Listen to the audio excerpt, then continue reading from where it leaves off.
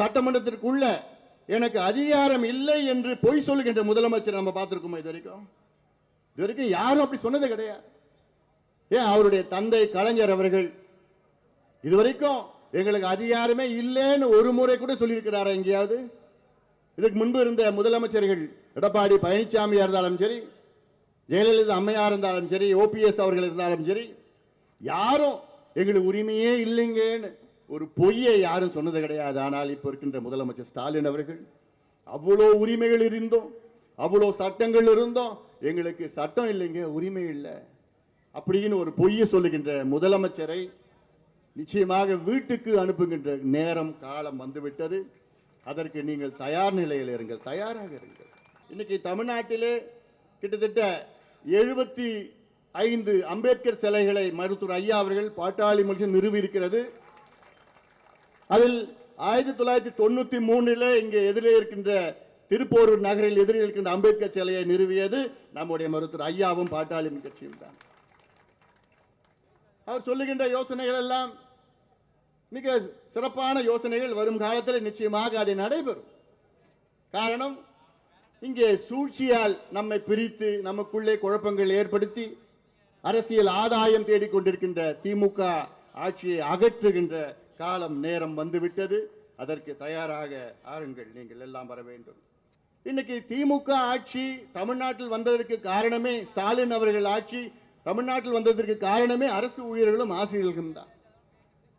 இவங்க 2 பேரும் மட்டும் இல்லைன்னா இன்னைக்கு திமுக ஆட்சிக்கு வந்திருக்காது.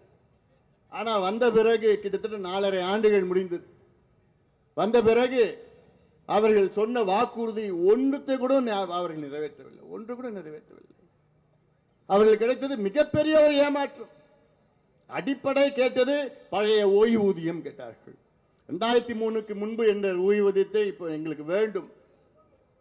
இது சாதாரண ஒரு செயல். என்னை பொறுத்த வரைக்கும் நாங்க ஆட்சியில் இருந்தோம்னா 4 ஆண்டுகளுக்கு முன்பே இதை நாங்கள் நிறைவேற்றி இருப்போம். ஏன் நான் சொல்றேன்னா, இந்தியாவிலே 7 மாநிலங்களில் இதை நிறைவேற்றி இருக்கின்றார்கள். இது ஏதோ புதுசா இல்லை.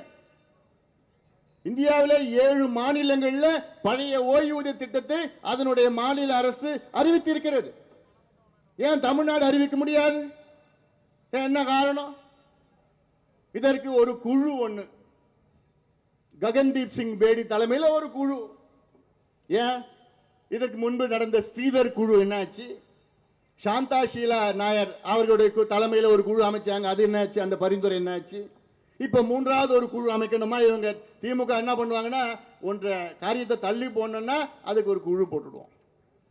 அப்புறம் தேர்தலுக்கு ஒரு 2 மாதம் 3 மாதத்துக்கு முன்பு அந்த பரிந்துரை வரும். உடனே தேர்தலுக்கு பின்பு அதை நாங்கள் நிறைவேற்றுவோம் ஒரு பொய் வாக்குறுதி ஏமாத்திட்டு போயிடுவாங்க. ஆனா இந்த முறை அது நடக்க போவது கிடையாது. எல்லாம் விவரமா தெளிவா இருக்கிறாங்க. அரசு ஊழியர்களும் ஆசிரியர்களும் தெளிவா இருக்கிறாங்க. ஒட்டுமொத்தம் இந்த ஆட்சியை வீட்டுக்கு அனுப்புகின்ற அந்த கோபத்துடன் இருக்கின்றார்கள் அரசு ஊழியர்களும். பிளே ஸ்டோர் மற்றும் ஆப் ஸ்டோரில் இருந்து பாலிமர் செயலியை QR கோடு மூலம் பதிவிறக்கம் செய்யுங்கள். செய்திகளை உடனுக்குடன் பெறுங்கள்.